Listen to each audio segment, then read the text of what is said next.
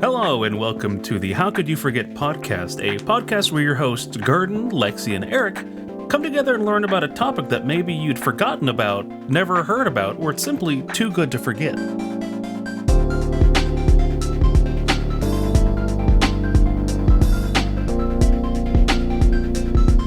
So, Lexi and Eric, and the audience, of course, hello. We have done an episode on the smallest nation in the world with Sealand, as you all remember. But I wanted to do something a little different this week. Biggest nation. We're going to the biggest land in the world, and then we just take a trip to China. It's Russia. So kind of you to pay for our trip to Russia. Yeah, we're going to. How'd you know, Eric? Woohoo! But I wanted to talk about the polar opposite of smallest and just talk about the largest things in the world in more of a varied way for this episode. So it's not going to be like one exact, like, this is the world's largest toenail. Like, it's just going to be a couple interesting smaller ones that I couldn't fit into one singular episode. Oh, you mean it's not just going to be a totally Ripley's Believe It or Not or a Guinness book of just the biggest things ever? Yeah, it's not going to be that. Yeah. It's going to be like a little grab bag of like stuff. Exactly. And this episode was not mentioned or recommended by anybody, but it was actually inspired by one of my own personal addictions that I've been luckily to be clean of for the last few months, and that is Balatro, of all things. Okay. You see, in Balatro, there's not like big card in the game, if you don't know what Balatro is, but there is a Joker in the game that led me down a very odd rabbit trail that I wanted to talk to you guys about. And it's the Joker called Perkio. Eric, have you gotten Perkio in Balatro before? I have gotten Perkio in Balatro before. It is very, very rare. I do know that much. It is a legendary Joker, and the legendary Jokers are based off of actual jesters and Jokers in history, if you didn't know that. But Oh, I did not. So, if you want to put up a picture of the Perkio Balatro here, then we'll teach you a little bit about Perkio, who is not the largest thing, let me just say that. He's not like the world's largest jester or something. But well, I don't know, he's taking up a lot of pixels right now. Yes, like, you stay like, you know. But if you don't know who Perkio is, I'll give you a quick rundown. Perkio was a real-life court jester back in the medieval ages named Perkio of Heidelberg, who was the Count Dwarf. Germany. Yeah, he was the Count Dwarf of Elector Palatine, which I thought originally read as Palpatine. Yes, a Count Dwarf. And I wrote that in my notes. I wrote, what the hell? We got yes, Count Dwarf Palpatine. Yeah, we got a like Nosferatu, Lord of the Rings, Star Wars crossover here. Exactly. Count Dwarf Palpatine. But I Whose wrote fan fiction is this? It's all of ours. A collective dream. Yeah. I think Gurdon misclicked when he opened his research and he just opened up Archive of Our Own. Yeah, exactly. Look, just AO3 because backlog. AO3, there's so many messages about Emperor Court Palpatine Dwarf, but I didn't know that Count Dwarves were a thing until this researching for this. But knowing how the medieval ages were, I'm not very surprised, if I'm being honest. Neither am I. Yeah. But the Elector Palatine Charles III Philip of Heidelberg was the Palatine's full name, but that's not important. Okay. But Perkio was a jester who originally started his life as a button maker before eventually being given the title of cupbearer for the Palatine, or the Elector, I guess is technically what he is. Cuphead. As well as a cuphead, as well as entertainer of the court, which is a jester's normal role. And with the title of cupbearer, Perkio became responsible for the royal wine stores of the castle, which may have been good, may have been bad, depending on whom you ask. like wine, like storage, not like a supermarket for wine. Right? Yes, it was not a Walmart of wine. Yeah, Wine Mart. It was Wine Mart. Welcome to Wine Mart.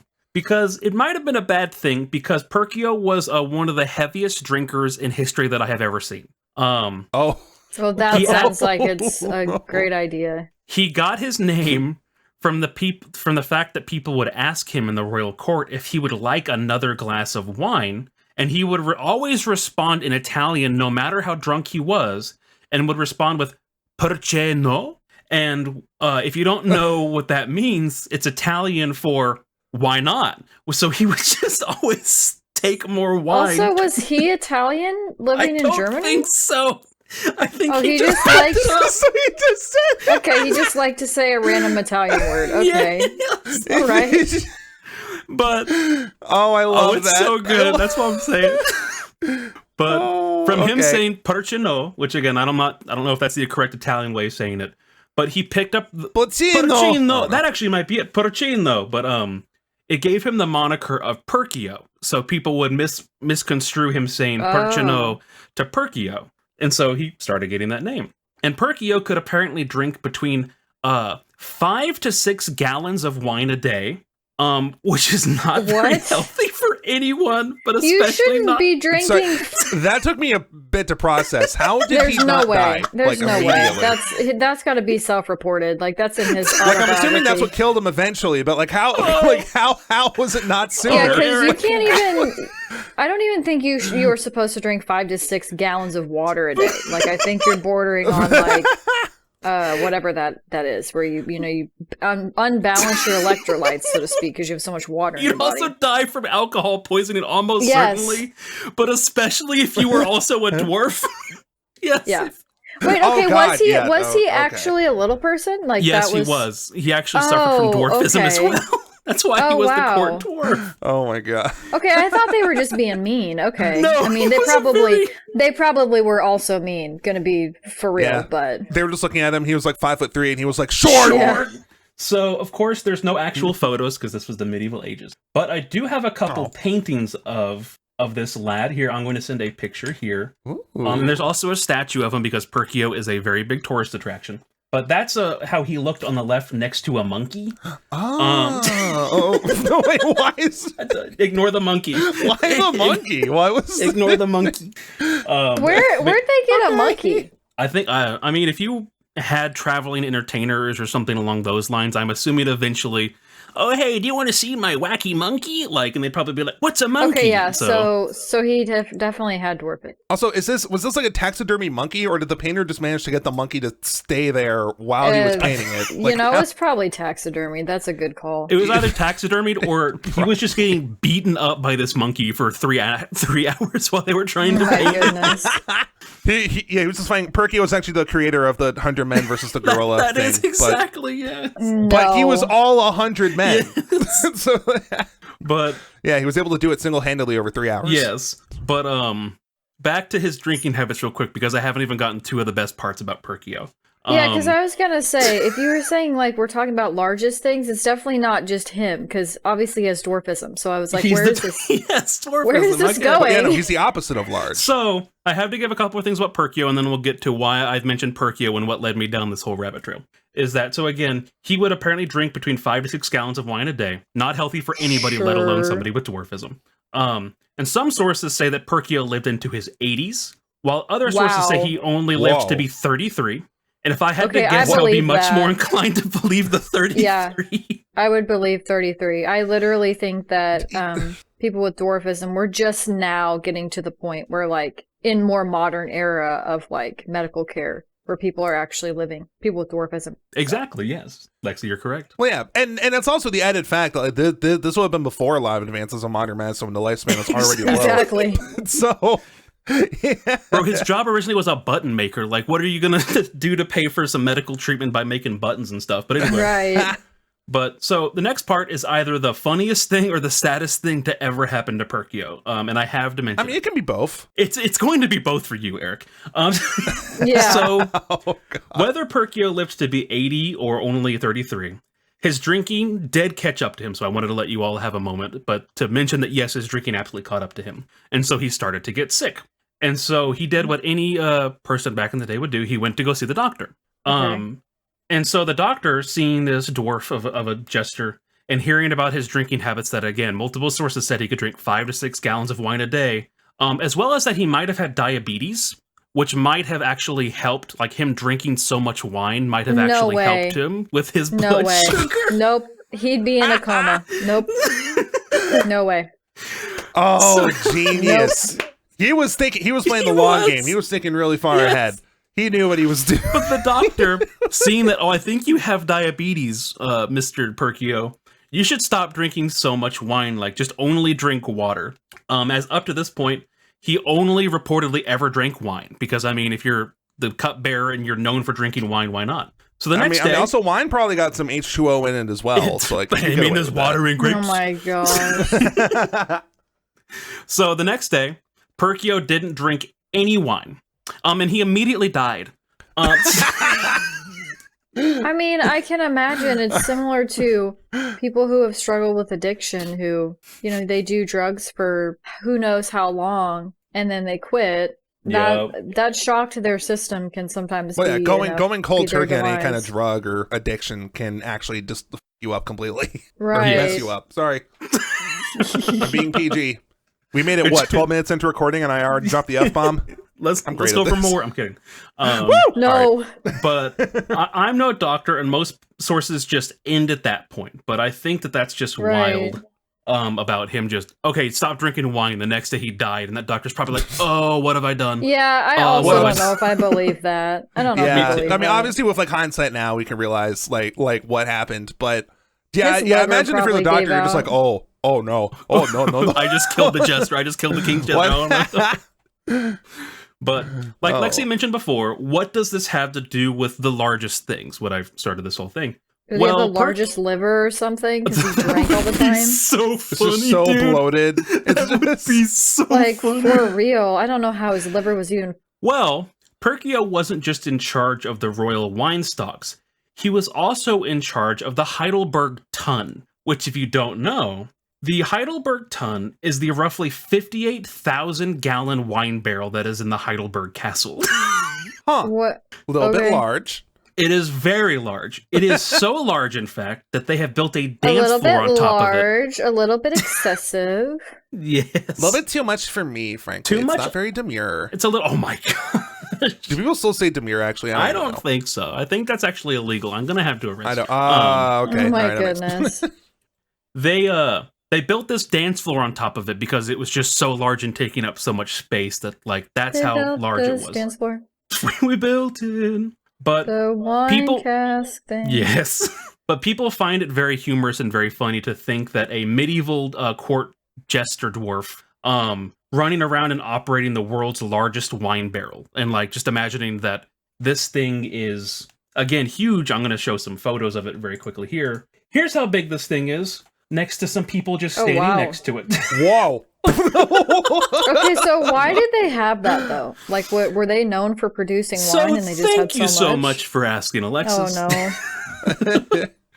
But back in the medieval times, starting in, I believe, the 13th century or maybe the 14th century, there was a very big like competition between towns and provinces and stuff to just have the world's largest barrel for some reason. They're like, no, we have the biggest wine barrel. No, That we feels do. very German. Yes, it does.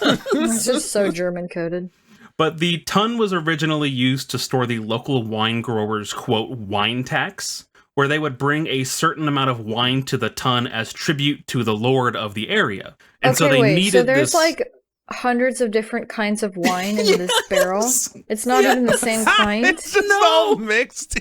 Oh, I bet you that's awful. That was the most brutal game of King's Cup ever. Oh my god. Oh. But I mean, That but we was- can also imagine again. I'm not a sommelier or whatever, but I'm assuming that if they all grew it in the same region, using probably roughly the same type of grapes, that it would all hopefully end up roughly the same type of wine. Yeah, though. it'd probably be roughly the same, but you think about like the different levels of sweetness that people would do, or like, Yes. you know, if they were making it in a dirty barrel or whatever. Ew. Yes, but the Heidelberg Tun, there has been 4 of them throughout history, dating back to the first one in 1591, and the current one is so big that it used 130 oak trees to make this singular keg. Oh my gosh.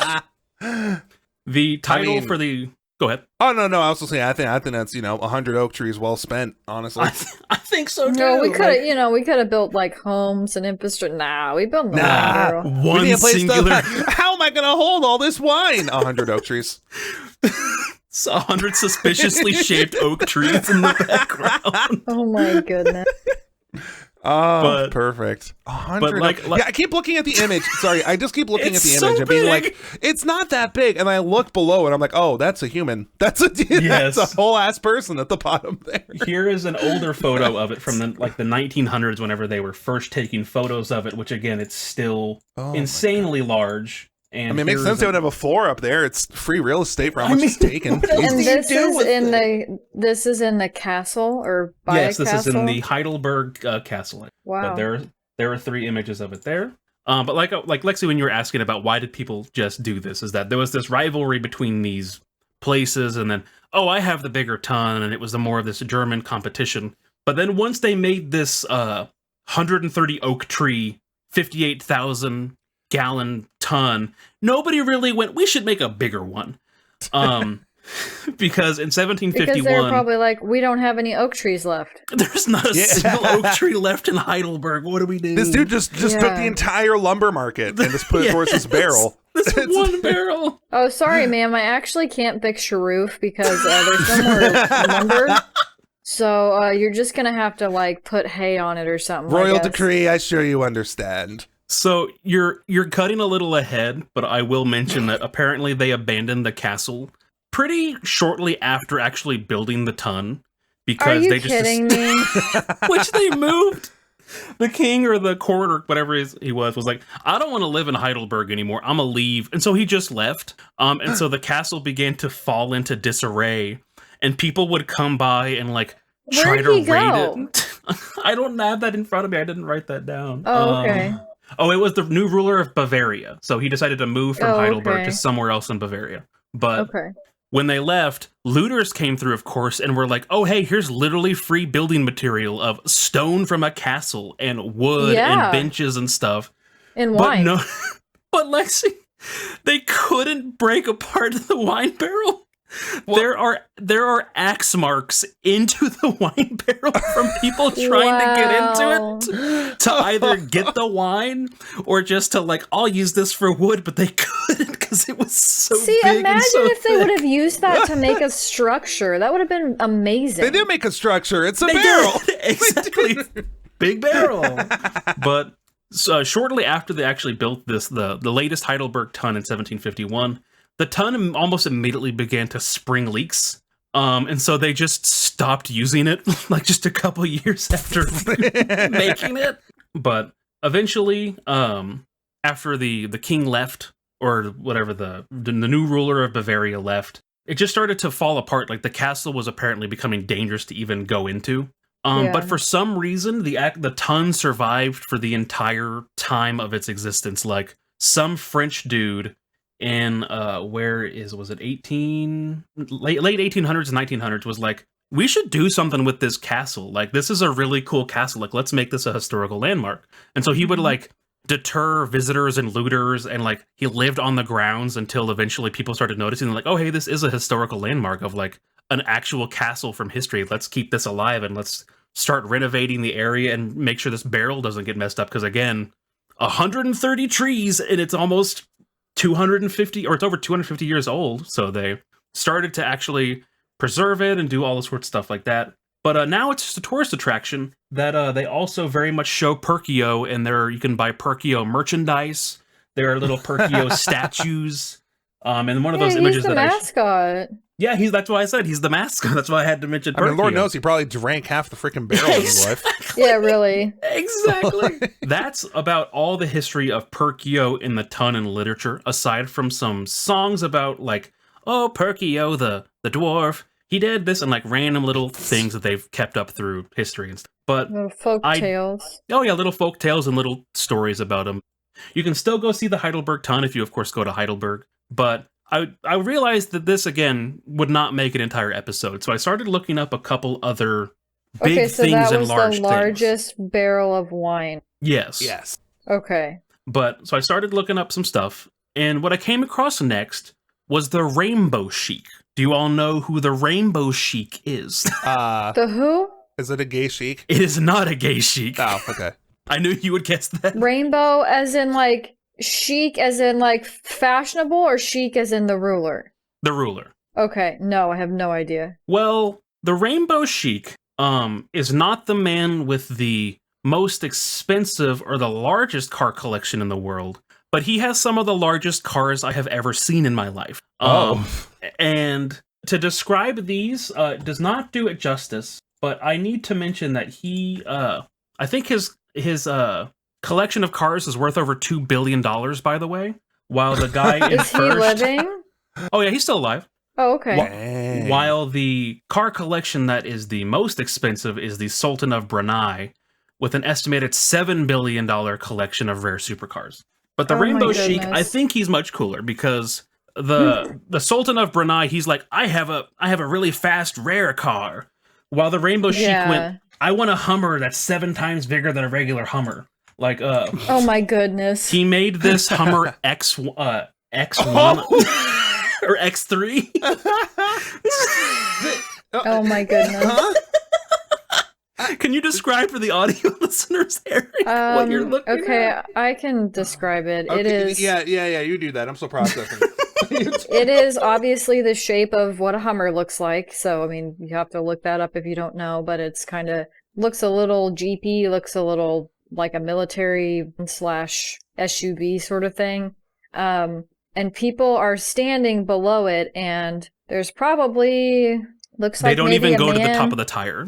Yeah, well, I was trying to describe her scale. I know. If the people in front of it were like an inch shorter, they could just walk underneath it without even bending down. Like Yes, that's exactly. for a sense of. Yes. And so once I saw this very large Hummer, I went, oh, I wonder if he just has the largest Hummer. And no, he has a lot of very interesting things in his collection. This H1 X3 Hummer, by the way, was custom made by him. Or he paid somebody to custom make it. He didn't do it himself. But Yeah, it stands 22 feet tall and is 3 times the size of an average Hummer. Does it actually run? Yes, Lexi, thank you for asking. Oh my gosh. The vehicle is so large that it uses a separate diesel engine per each wheel. Oh, so it's really killing the planet. Okay. Yes, All right.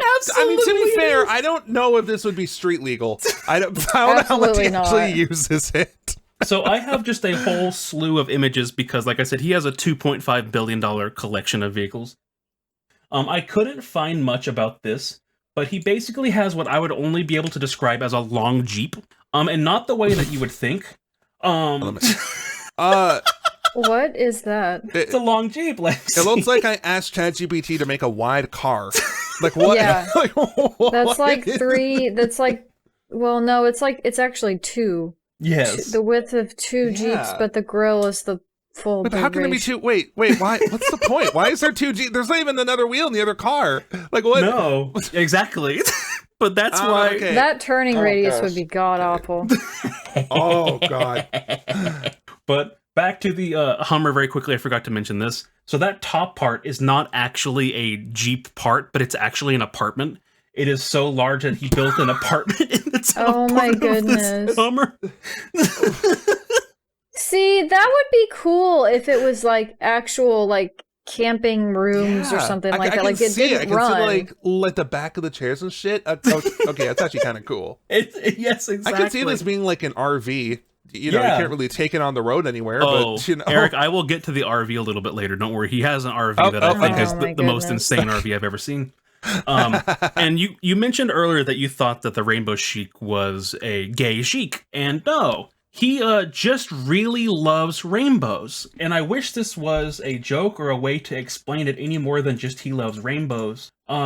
Because for his wedding, he decided that he wanted to commission a bunch of custom Mercedes Benzes in the color of a rainbow. And so I'm going to send you wow. all 3 images, custom Mercedes Benzes that he got in the entire hue of the rainbow so much that they actually had to stop producing other Mercedes Benzes and only work on his Mercedes. Wow. But here are all of these very rainbow, very Whoa. Okay, colorful. those are sick.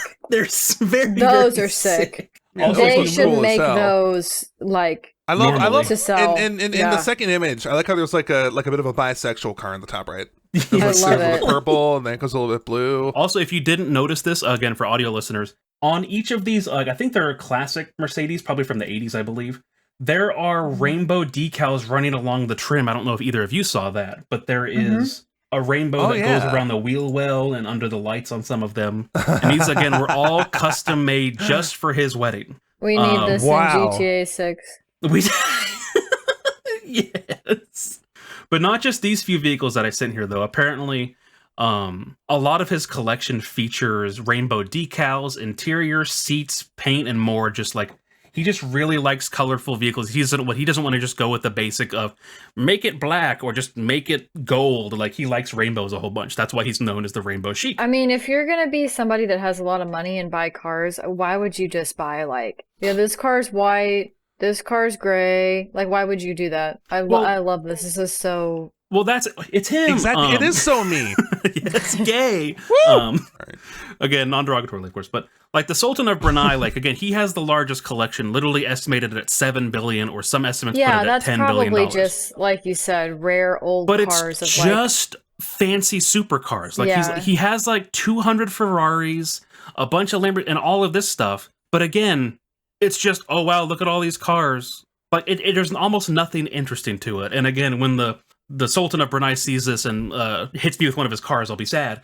But they're just a lot of these fancy supercars, but there's nothing like value. It's for the value of the rarity of this. But the Rainbow Sheik, he very much just like, what if I just made this? And he did. And so, like, again, he made all these rainbow Mercedes and custom ordered these. Here is where he stored all of his vehicles at a museum, actually. Here they are. Oh, oh wow, cool. Bass Pro Shop. It's not a Bass Pro Shop reference. But no, he did. He either built the pyramid himself or paid for the pyramid, or it's the wherever he's from. I always forget because the United. It says UAE on the license plates. Yeah. So the UAE, there is the Emirates National Auto Museum is where he puts all these vehicles, and again, you can go for free and visit. Really? Oh, I like this guy. Again, he's got such a good vibe. There are still a bunch of cars that are just like, hey, here's a fast car. But I have to mention, again, if we're just talking about the largest vehicles, he has another largest vehicle. I want you all to describe this one, if possible. I will be sending 2 images. This one is called the Dabayan, and I'm probably butchering that, but this is a custom-made vehicle that he made himself by commissioning somebody. How am I supposed to describe this? Where do I start? This looks like if y'all have played Pokemon Scarlet Violet, this looks like Reverum. That's the best way that I can describe it.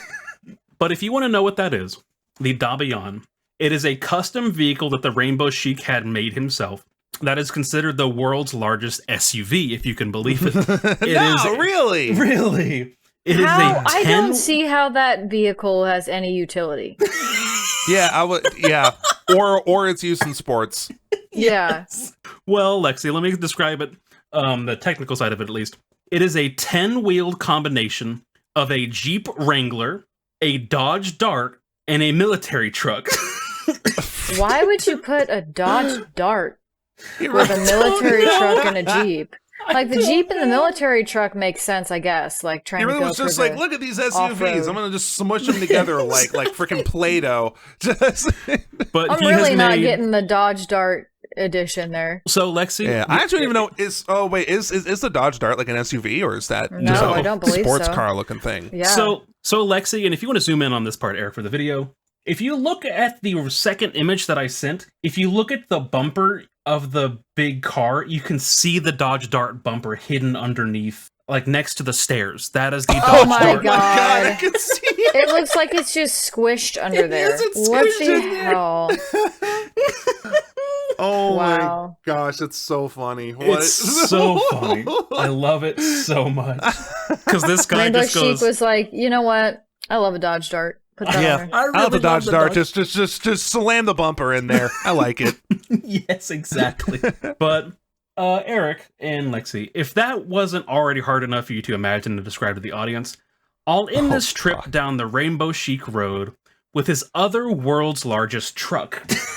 Because again, that's his whole shtick and spiel, is he likes making the world's largest vehicles of XYZ thing. And so the Rainbow Sheik had a custom Dodge Power Wagon, which if you wanted to go buy one for yourself, you absolutely can. They're just an average Dodge truck that was made between 1945 and the 1980s. It's just an old Dodge truck, basically. But the Rainbow Sheik decided to make this one bigger. And if the Hummer was big, this Power Wagon, I don't think it's technically bigger in height, but here it is with the scale of another truck underneath it. That is the Dodge Power Wagon in the pyramid. It is 5 times the size of a normal Power Wagon. if you're just listening on the audio format, just imagine a really big red truck. That's about Yes. as much as you need. That's like You hit it with Wombo, and it's big now. I love the detail if there's like stairs on the side of the There are truck. stairs Yeah. that let you go up to it. But it is, again, Wow. 5 times bigger. There's stairs, and there's another truck literally like small enough to fit underneath it, is for the scale size reference. And then finally, the Rainbow Sheik. You all mentioned a camper, and I am not here to disappoint, but the Rainbow Sheik decided to make, how do I want to describe this? The entire Earth into a big vehicle. Well, it might not be the technical entire Earth, but an exact 1/1,000,000th sized replica of the Earth that he's had converted into a caravan. Here's the image. Oh my goodness. With 9 bedrooms, 9 bathrooms, and 3 floors. I wish I was inside this guy's head. I need to understand how he thinks. This Also, does that have air conditioning? I mean, it has to, Lexi. It's I in the guess, middle of the yeah. UAE. You'd be melting. Yeah, you'd roast. But that Oh my is gosh. his Earth caravan, I believe, is what it's technically Yeah, called. really quickly for the audio listeners, it is literally just a globe with wheels. Beautiful painting on it, though. It does look great. It does Yeah. look really good. It's genuinely just a globe with 2 wheels. It doesn't even have 4. It only has 2. Man, Epcot wishes it could look like this. If Oh. only. But again, I found a bunch of smaller things, and the next one I think Lexi will very much enjoy. Thank you for your time, Oh, Rainbow no. Sheik. You can actually head home now. Thank you, But- Rainbow Sheik. Thank you. Hey, Bless shout out up. Rainbow Sheik. Follow on Instagram. He probably has 1,000,000+ followers on whatever social It would not media. surprise Yeah. me at all if he did. But away from the exuberant wealth and abundance to one of Lexi's favorite things, gators. Yay! I thought you were faking me out by saying my favorite, and it was going to be something I hate. When would I ever do that, Lexi? All I've the never other done that. episodes. Oh, okay. But Lexi, you know a lot about alligators. Do you know what is the largest alligator in history? Like what kind of alligator or a name? Of Like the species, basically. Do you know about that, or have you heard about large gator? I don't know what it's called, but I think it was like around during the time of dinosaurs. Like it's old, isn't it? Yep, it's very, very old. Yeah, And they were the- huge. It is called the Deinosuchus ryograndinensis, I think is how do you pronounce that. However I'm supposed to say it, but I will be calling it what it is known as mostly, which is the terror croc. I don't know why it's called the Why terror is it a crocodile. croc? Exactly, Lexi. They called it the dino croc or dino crocodile, but it's actually an alligator. Oh, it makes me But- mad. but they are They are different. Put some respect on the name. But For real. here is an image of the terror croc's skull with a regular alligator skull on the inside of it for scale. There you go. Whoa! Whoa. That is a terror gator. Yes, it is.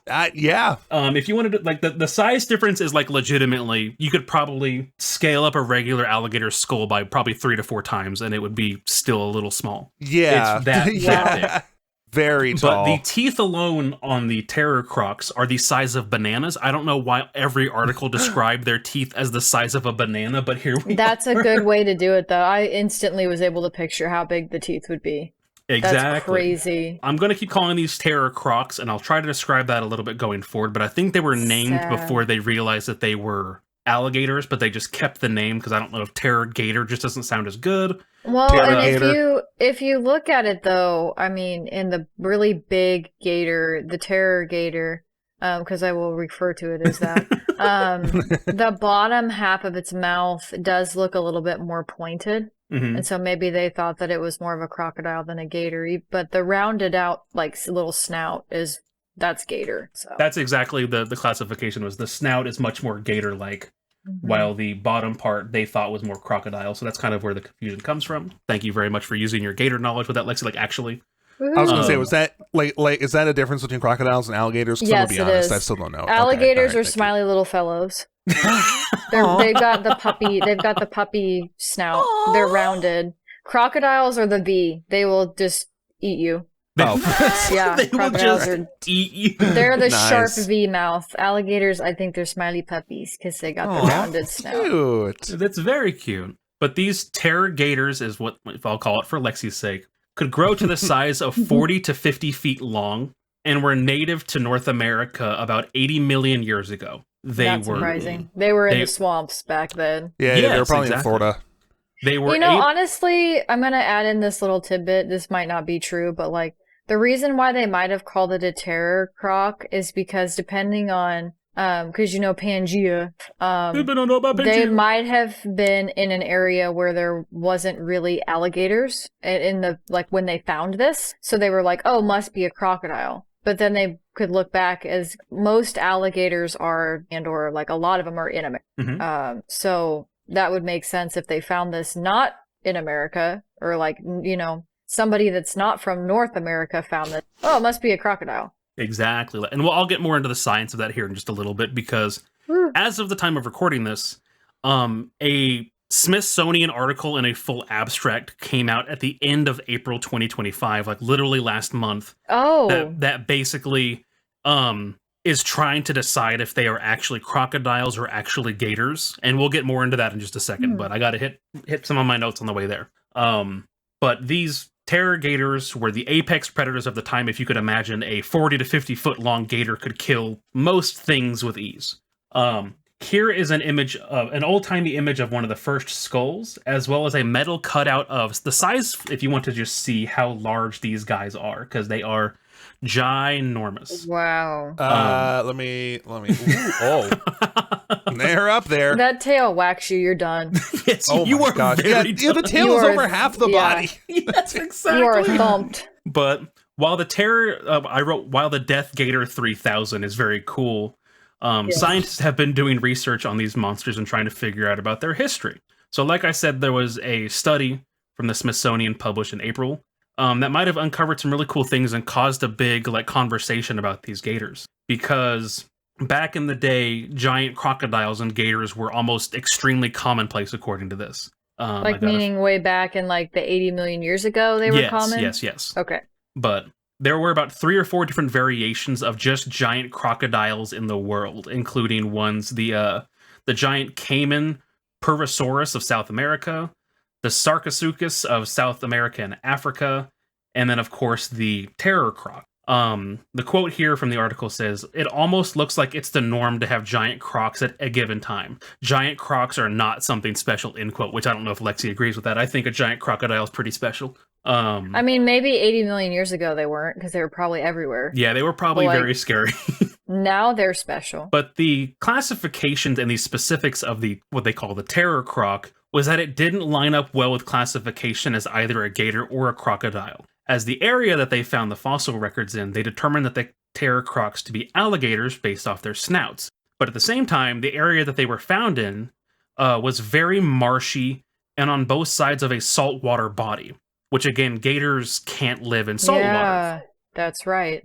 So they were confused as to Oh. how this gator, because again, based off the fossil record, was, oh, hey, its snout is very much gator. But then they were found on both sides of a 100-mile-long saltwater body. And so how would they have lived on both sides or crossed from one side to the other without just going entirely dead, basically, on the way there? Well, unless they adapted over time. I mean, it's very possible that they were used to salt water 80 million years ago. And then when they were only in environments with fresh water, they just adapted to where they could no longer live in salt water. So you're getting where the scientists go, and I'll help cut you off with the chase here, is that if they were doing it while it was closer, which is what one of the theories are, is that before more pieces of Pangea broke off, so the area would be much smaller, that would put their dating 20 million years off. It would actually make them 100 million years old instead of 80 million years old. And so they had to go, sorry, we don't really think that's going to work with the fossil record because we haven't found any fossils from that time period. And so then they went, well, that probably can't be it. And so what they did was they cross-referenced 128 living and extinct DNA samples and determined that the terror croc might have actually had salt glands that would, like you said, that would allow it to cross saltwater pathways, something that, as Lexi could tell you, gators can't do, which would then allow the saltwater tolerant hunters to hunt large prey along the coastal habit hunting, like the coastal area, because that's where a lot of very large creatures would go to then drink water and meet up and have a freshwater source or a saltwater source and then nest and all sorts of stuff like that. So it would allow them to hunt very large prey, which would then allow them to get huge, which then let them get bigger prey, which then make them bigger. Like, it was a self-perpetuating cycle, Wow. basically. It was nature's game of Agario. It was. Alligatorio. But here's the part that really confused me, though. These gators then went, well, we have to move where we put the terror croc in the family tree of gators and crocodiles, right? Because then this throws a whole wrench in, oh, it's a relative of the alligator. And I thought, oh, well, okay, they're just going to move it to the crocodile side of the family and call it a day. But they didn't, though. They just moved it further up the tree before the split of crocodiles and alligators.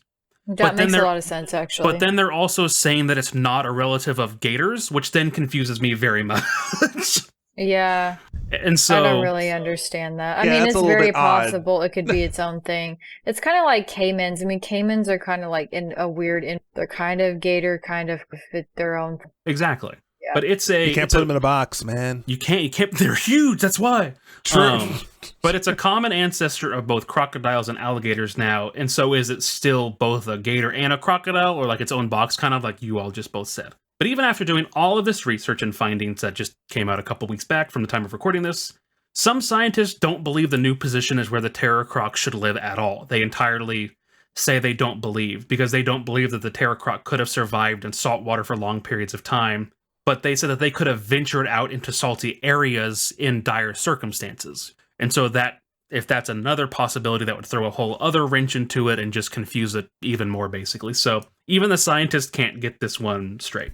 But Yeah, because we don't have any actual, like, all we have is the bones. We don't Exactly. have, like, the glands or whatever. Because, yeah, my take on that is that, well, if we could figure out if they had salt glands, why couldn't they live in salt water then? Like, that doesn't Exactly. make sense. Yeah, to and me. I guess we don't really have a way of knowing. no, we don't. Yeah, 100 Really? million years ago. Yeah. I mean we're maybe gonna the get people nothing. smarter than me will find a way, but you know, Yes, right they now, will. yeah. 100 years from now, they're going to be like, oh, this was a gator. As Jeff Goldblum said, life finds a way. It does. There you go. All of that to say, I'm glad that Lexi got to enjoy her gator talk for a little bit. But the terror The Gator croc, Corner. the Gator Corner, but the terror croc was huge and still is, and we stand for the terror croc flag in this house, is what I wrote in my notes. Whoop. And last but not least, I also have a small little game at the end of this. But last but not least, I want to end this episode on a sweet note, in the most literal of ways, because one year for Valentine's Day, I bought what I thought was the quote world's largest chocolate bar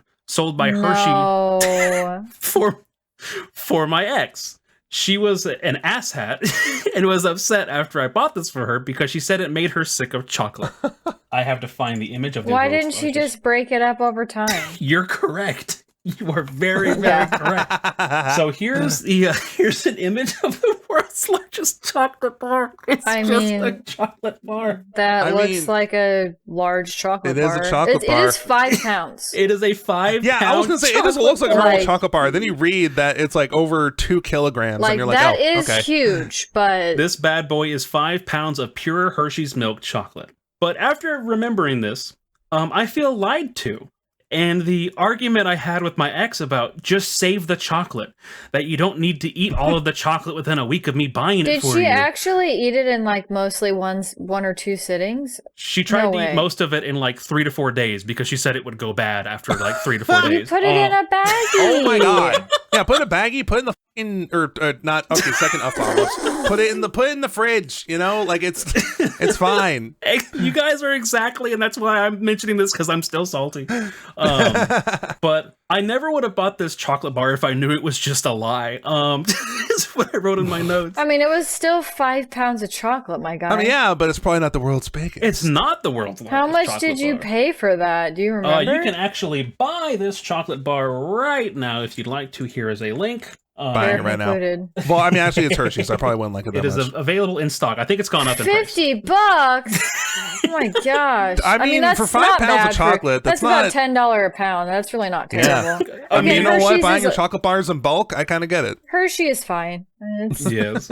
if I have it, I'll have it. You know? But as in doing research for this episode, I found multiple other much larger chocolate offerings in the world. You don't say. Yes.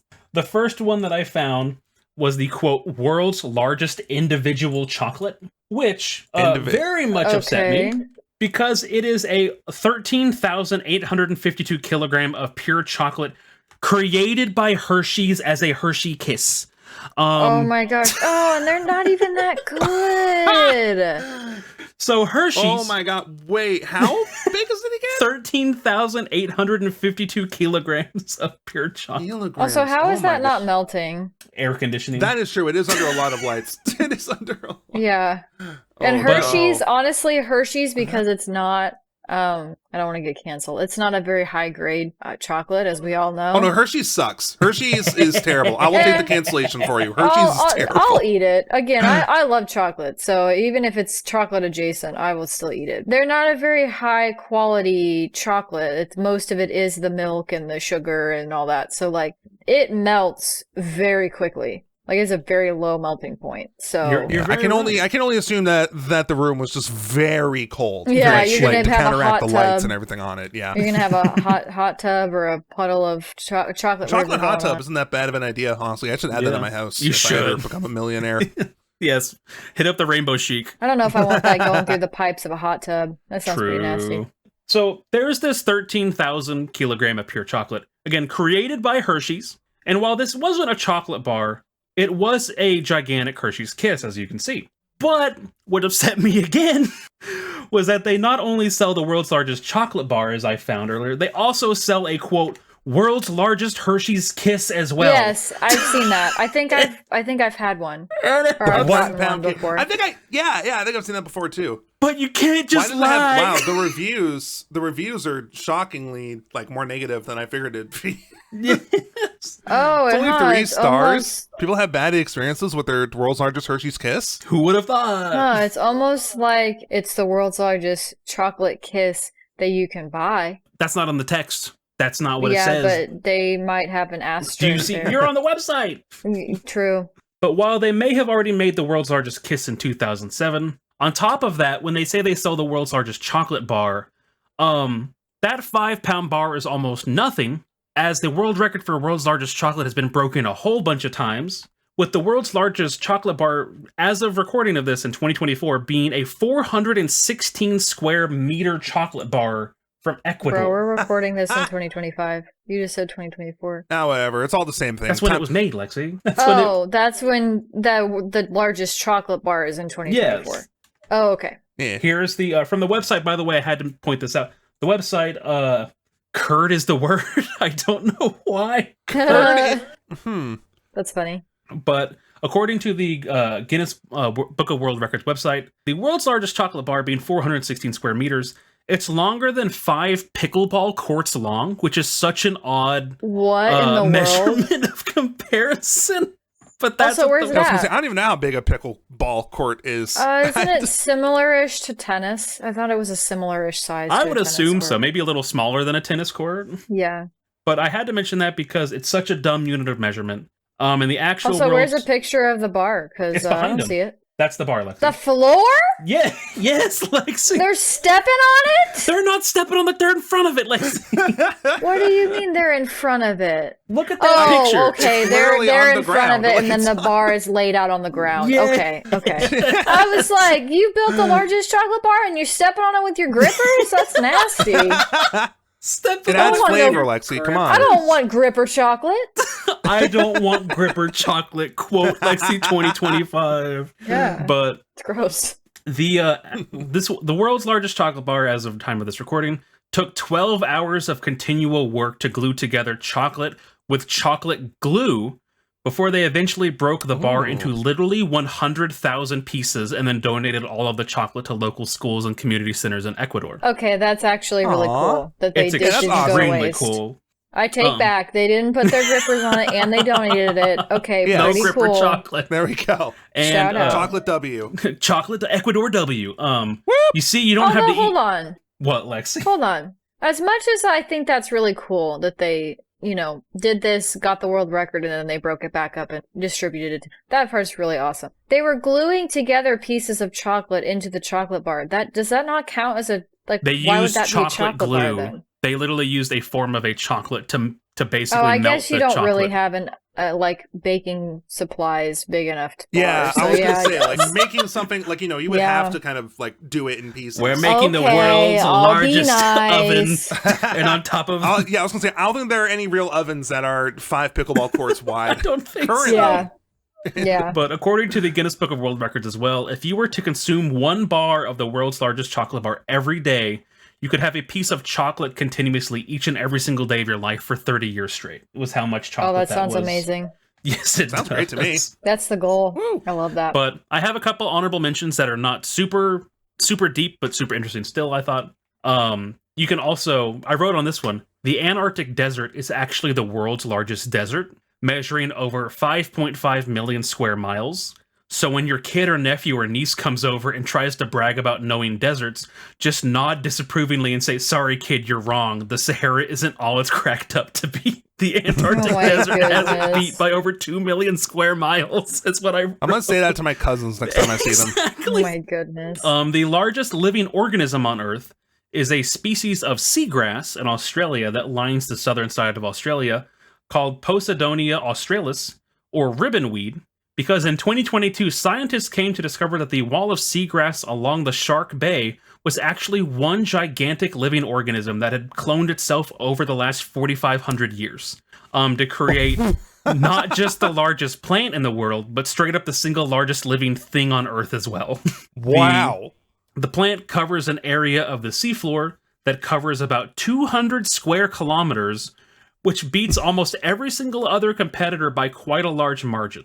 As the second largest living thing on Earth is a colony of fungus in Oregon that is over 9 square kilometers in size, or aspen trees, which create clones of itself and creates colonies, and that one is 47,000 stems of trees in Utah. So this big Wow. Did you say that a bunch of fungus together is called an organ?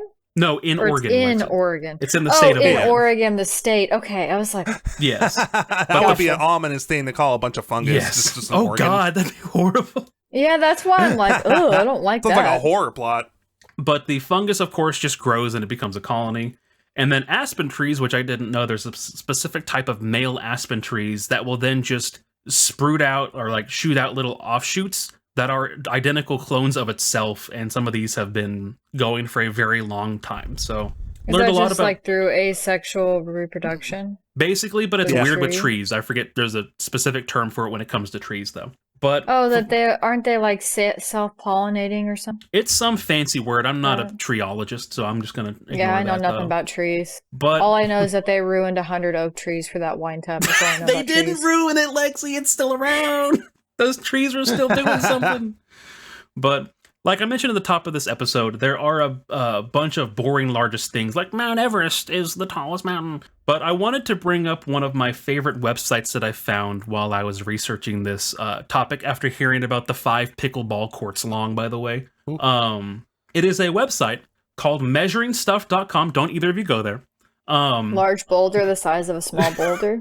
But what you can do on measuringstuff.com is you can ask it or like look up their articles that say, hey, how long is 20 feet? Like, what's a good comparison of something that's 20 feet? And I'm making a game out of this because I can.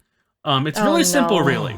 I'm bad at math. I go to the ruler man on measuringstuff.com. I'm going to add, for an example, I'm going to do this one of how long is 20 feet. And the website will spit out multiple examples and easy to compare things in your everyday life. And that Okay. that would then help you imagine 20 feet if you needed to get a reference of something, right? So for example, Okay. with the first example for what is 20 feet long, the answer is written, a standard basketball hoop, such as one that might be used in an NBA or Olympic game, must be exactly 10 feet tall. That means that 2 basketball hoops stacked together are equal to 20 feet. Visualizing a basketball hoop, therefore, makes it simple to visualize what 20 feet or half of 20 feet might look like. But then it also says at the bottom, shorter hoops are occasionally used in school or on children's courts. So there are 9 other answers. But what are Oh, some things gosh. you think that are 20 feet on this website? Like what are Oh. 1 or 2 things that you could be like, oh, I think if I combined Is it one of only these, ever 1 and 2? there is one that is 4 objects. Because I was Oh. gonna say 20 feet, maybe like 3 pickup trucks. 3 pickup trucks, that would probably fit, but they did not write that one. I can give you the next one on the list that would help you or really confuse you. That would be Okay. a giraffe. I mean, okay, I can actually. I love giraffes. I can actually visualize a Giraffes giraffe. are okay. the tallest land animals, and they can grow to nearly 20 feet in height, although most giraffes reach a total height of only 18 feet. So why are you telling me it's 20 feet then? Now you're starting to see why this website is great. But yeah, that's something that helps you imagine 20 feet. And Lexi, you also mentioned 3 pickup trucks, right? Yeah. I'll just give you this next one because I don't think you're going to want to go down the truck avenue again. A moving truck is another one of their answers, depending on what type of moving truck and what it's designed for. But apparently, if you choose a 20-foot pickup moving truck, that is the equivalent of 20 feet, it says. So, wow. If you need help imagining what 20 feet looks like, you can just buy a 20-foot long... Just imagine 20 feet. Exactly. Wow. Exactly. Yeah. You just get a moving truck, make sure it's 20 feet long, and then you visualize and then you it. can visualize that. It's great. You go ahead and give me a guess here, Eric. Lexi's thrown out a couple. Yeah, already. I've been trying to. I'm in my head trying to think. Like a train car, like an average like train carriage. That's probably a little long, I would guess. That's not one of them. Oh. The next one I'll give you a sympathy one. That is a good guess. Is 4 park benches. For whatever reason, if you just went, what if I put 4 park benches next to each other? That doesn't say if it counts the actual sides of like where the arm rails are, or if that's just the surface area. But if you combine 4 of them, they're roughly about 5 feet each, and that would help you imagine 20 feet. Okay. I'm picking up what they're laying down. And there's 6 left, so. 6 left. Okay, and they're all 1 or 2 items. No, there's one other one that's 4 items. Wasn't that the park bench one? There's another one that's also 4. That's my apologies. Oh, I'll just give you that one very quickly. quickly. You keep throwing curveballs at me. I'll tell you then, so there's no more. Oh, no. Another thing that if you need to imagine 20 feet off the top of your head is 4 folding tables. What the? Okay, but the folding tables would have to be 5-foot folding tables. That doesn't help me. I mean, at least with the giraffe, it's like, hey, the giraffe isn't exactly 20, but it's one giraffe. Like, standing there looking at one singular giraffe, you can be like, oh, okay. But Lexi, their article here says, most dining room tables measure about 6 feet across, but some folding tables... Mine ain't. Yes, but some folding tables can be 5 feet. So just think of a folding table and then imagine a 5-foot one. Sure, and I bet they could be 3 feet or 7 feet too. Wow. Exactly, Lexi, you're very That's right. Awful. What do you mean awful? Stupid. I go in my kitchen right now and is my folding table a 5-foot folding table? Like, probably, but that's so random. Lexi, I think you're starting to understand why this website is great. Can we go back to the gator talk? I don't like this at all. Oh, no. Well, Eric or Lexi, do you have another guess for me? I got... How many more items do we have left? 5 left. There are 5 left, and I'm saving the last one for last because I don't think there's a way on God's green earth that you would ever get this last one. Okay, and these are all either like 2 or 3 items? No, they're all 1 or 2 items now.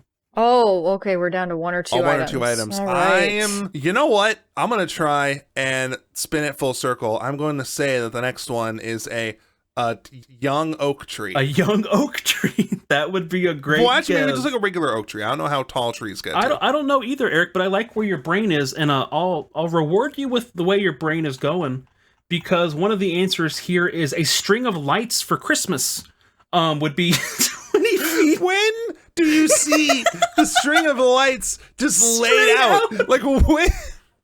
That never happens. If they have their edges of their house decorated, like along the roof. I guess, but I thought it was like specifically like Christmas tree lights. Exactly. Yeah, that's weird. During the holiday season, strings of brightly colored lights are a popular sight, but they're also commonly used home throughout the year in order to create a fun or natural lighting effect. These light strings are available. No, they're not. These light strings are available. Some people have string lights, but not like that, typically. These light strings are available in a range of lengths, but one of the lengths is 20 feet. You have to imagine. Wow. You have to imagine the 20 feet one. Why is this written like an advertisement? Exactly. It's like, Christmas lights are fun to put around the house, and they come in various lengths. What are you doing? It is so good. I love this website so much. Oh my god! I'm gonna guess a swimming pool. Swimming pool. Okay, that would be a very good guess, Lexi. And I also like where your head's going, so I'm going to reward you with another one of an orca.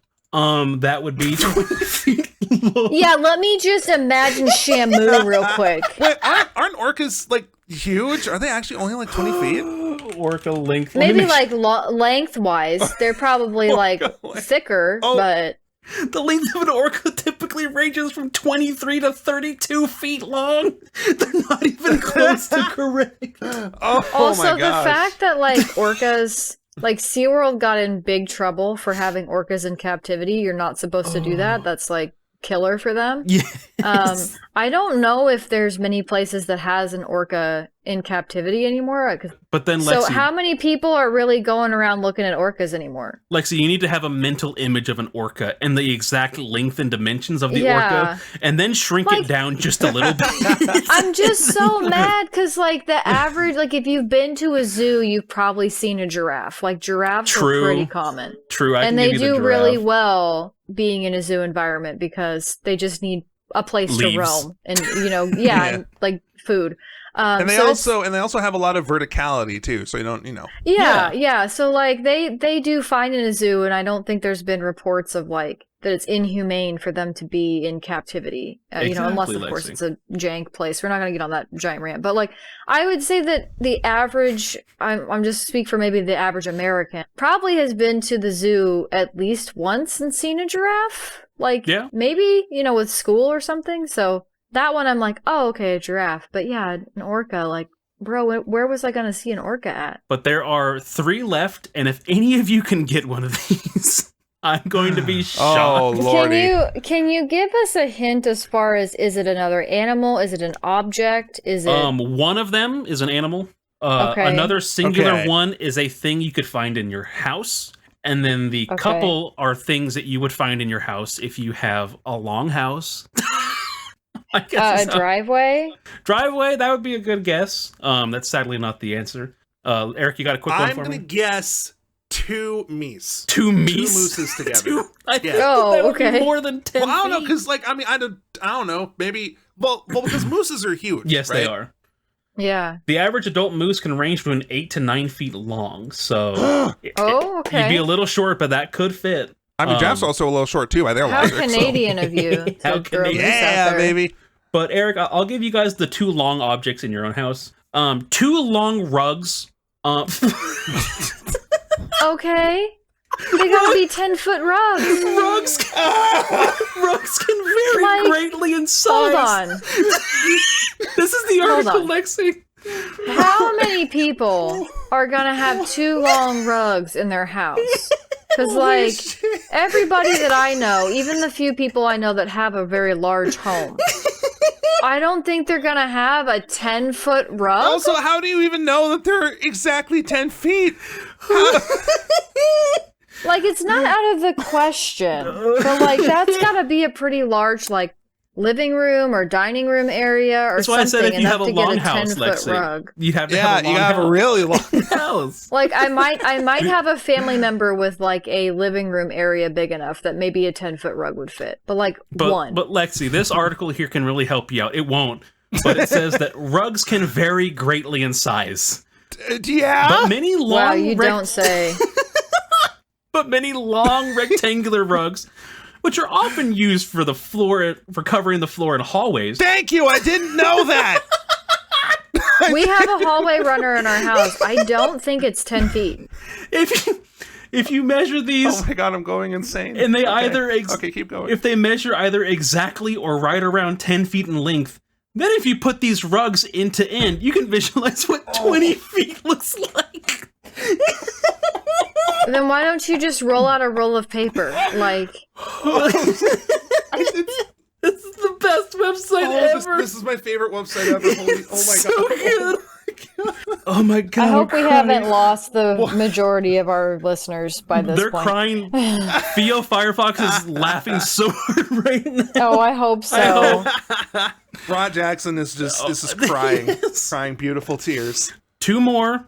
You each get 1 guess, and then I'm just going to tell you both of them because there's no way on earth you're getting these last 2. Oh god. Okay. All right. Well, I mean, nothing. I mean, now that I know that rugs is a list, I know that nothing's off the table. Exactly. So I gotta Or off the floor, you know. off the floor, whatever. I'm gonna guess. I'm gonna try and be semi-logical. 2 California King mattresses. That would be good. I mean, yeah, that's. All right, Lexi, what about you? I think it would be way more than 2 mattresses. I think it'd be probably more like Well, 4 I mean, mattresses. California Kings are pretty So long. to help They you are out, pretty long, but to help you out, these last 2 things are singular objects. So Eric, if Oh, you want to take gosh. that back, Okay. they are singular objects. I'm gonna guess Oh, gosh. a dumpster. A dumpster, little small, but I mean, if you had a long one. No, like a commercial dumpster. Oh, okay, commercial dumpster. Gotcha. And Eric, if you want to throw out another singular object to make up for the multiple king or California king, one of these is in your I'm house. not a super visual person. One of these could be in your house, and one of these is an animal. So. I'm gonna guess a hammerhead shark. Ooh, that's good. I think that's a little short, but I'm very sorry to break it to you. The last 2 objects on this list are an extension ladder, which the article says extension ladders make it simple to reach your roof or high tree branches in order to perform so maintenance. you'd have to have like a 10-foot ladder that you can pop out and turn into a 20-foot ladder. You're exactly right, Lexi. These ladders are available in a range of sizes, but many extension ladders can extend to a height of 20 feet. Well, la-di-da, I guess they can. That doesn't help me visualize it. So if you picture a tall ladder, that can help you imagine what 20 feet looks like.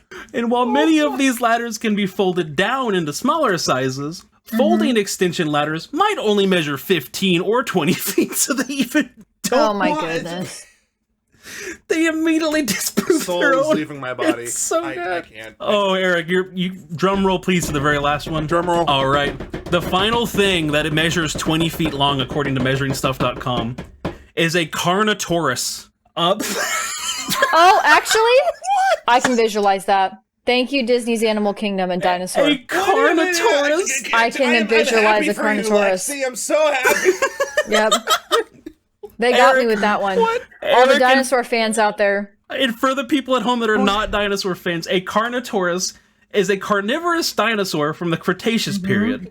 The Yes, Carnotaurus Cretaceous. Early Cretaceous. grew. I know. The Carnotaurus generally grew to about 20 feet in length. Now, here's the best part about this whole article.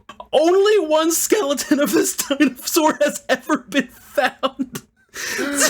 Was it 20 feet? It was 20 feet. Okay. Oh, hey, they're on it. All right, we got that. But because it was a complete skeleton, scientists were able to glean a good detail of information about the animal. Carnotaurus was a very large dinosaur, but because of the unique structure of its vertebrae, scientists believe that it was also very fast. Which I don't know what that has to do with measuring length. Other dinosaurs that could grow to around 20 feet in length include the carnivorous Sauropus, which is that long thing we talked about earlier, going full circle. Oh, the long neck one. Is it the long neck one? No, the carnivus is not something. It means it eats animals, honey. No, I know the Carnotaurus is not. The The other one you said? Saurocusis, I think, is the whatever that thing's called, gator looking one. I think. Oh, okay, gator. All right. It wasn't exactly a gator, but it looks like it might have been a relative of the gator based off of these images. So, Because how tall is that long one that like is always munching on leaves? Like the real long neck dinosaur. I don't know what it's called, but I do know what a Carnotaurus looks like. So Saurosuchus. Here's what a Saurosuchus skeleton looks like. It looks like dinosaur with a gator body. once again, my dinosaur knowledge very limited, but being a loser ass paid off. Well, I'm glad Lexi worked out what the last Yeah. measurement was. If she ever needs to imagine what 20 feet looks like for some reason. I will just think Yeah. about the Carnotaurus animatronic from Disney's Animal Kingdom dinosaur attraction, soon to be defunct. There you go. Oh. But the other one was a Dilophosaurus, was 20 feet long. The And Dilphosaurus. The Dilphosaurus, yes. And the herbivorous Tenontonsaurus. I don't. I wasn't a dinosaur kid, so I don't know. But you what- know the Carnotaurus. Come on. because of the I dinosaur feel like that's ride. niche even for dinosaur kids. Yeah. Well, because see, that's the thing. I wasn't a dinosaur kid. I was a theme park kid. So that's okay. why people are gonna be like, "What? I don't care, Lexi." Here's what a Tenotenosaurus looks like. I lied. I'm sorry. Carnotaurus, late Cretaceous period. I apologize. Wow. I said early. You're a See? liar. Oh, I'm a you're liar. gonna get Lex terminated. So we agreed on. Yeah, that's a term for canceling Lexi. That Yeah. sounds so yeah, bad. there we go. Yeah, we got canceled. We got Lex terminated. What are we gonna do for you, Gertie? Gertie. Gerd-bliterated? Ground did it. I don't know. Gern did it. But I don't know.